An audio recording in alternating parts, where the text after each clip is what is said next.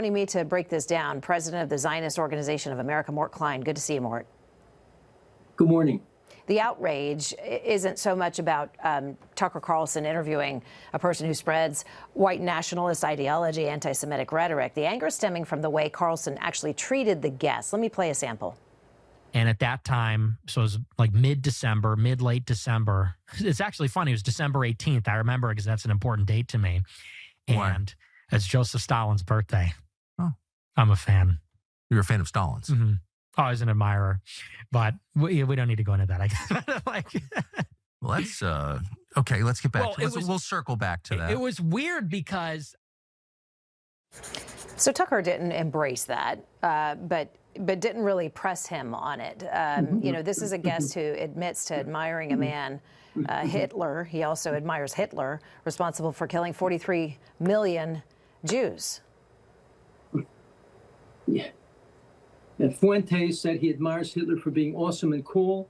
In that interview, he admires Stalin, who's murdered over 40 million people.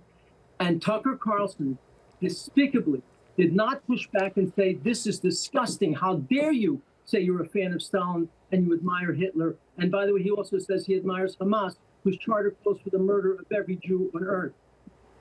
And I will say, I'm now saying for the first time, we at ZOA are looking at this remarkable transformation. Tucker Carlson, Candace Owens, and Steve Bannon, all of whom used to be very pro-Israel. Tucker Carlson even used to condemn Pat Buchanan for being anti-Semitic.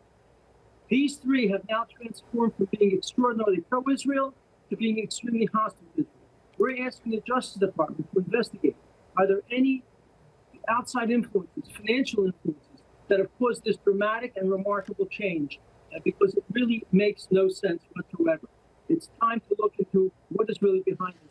Steve Bannon at our dinner a few years ago said, I'm proudly saying I'm a Christian Zionist, and I'm proud to support one of the greatest countries in the world. And Tucker Carlson is no longer a MAGA Republican. He said this past week that Ronald Reagan, Trump, Mike Huckabee, Rubio, Hegseth, because they are Christian supporters of Israel, they have a brain virus, and they're acting as heretics to their own Christian religion, which is remarkable since the Bible says those who curse Israel will be cursed, those who bless Israel will be blessed, and the Republican platform is very pro-Israel. So he is no longer, Tucker Carlson, even far right. He's in a different world. He's become a bigot and a hater irrationally. He's also said, by the way, that U.S. sends money to Israel to intentionally have Israel murder Christians and blow up churches. No, this is hostility to Jews and to the Jewish state. It is not simply criticizing an Israel policy, which, of course, would be totally legitimate. Yeah, we're having a little bit of issue with your audio, Mort. We're going to try to tweak that as I try to fire off this next question. The president of the Heritage Foundation, Kevin Roberts, he put out a statement on the controversy surrounding Tucker as well. Let's listen to that. I think Bibi is completely evil and completely destructive. And he's hurting the United States, and he's destroying his own country. So, Mort. We will always defend truth. We will always defend America, and we will always defend our friends against the slander of bad actors who serve someone else's agenda. That includes Tucker Carlson, who remains, and as I have said before, always will be a close friend of the Heritage Foundation. The venomous coalition attacking him are sowing division. Their attempt to cancel him will fail. Most importantly, the American people expect us to be focusing on our political adversaries on the left, not attacking our friends on the right. Mort, your reaction to Kevin Roberts. That is astonishing. I am a child of Holocaust survivors who lost my whole family to anti-Semitic Hitler and the Holocaust. He is now telling me I am venomous because I'm criticizing Tucker Carlson's vicious anti-Semitic, anti-Israel attacks. That's my duty as a moral person and as a Jew. And he's saying that's venomous. And he also says that I'm supporting someone else's agenda. He's accusing me of dual loyalty when I'm a proud, strong American citizen. No, it is time for Kevin Roberts to leave the Heritage Foundation. As long as he's there, it will remain a stain on the foundation and make it hard for decent people to support the Heritage Foundation. We at ZOA are leaving the Esther Project for anti-Semitism at the Heritage Foundation as long as Kevin Roberts still remains there. He has not addressed this issue at all, and he says he'll be supporting Tucker Carlson no matter what he says. This is just totally unacceptable.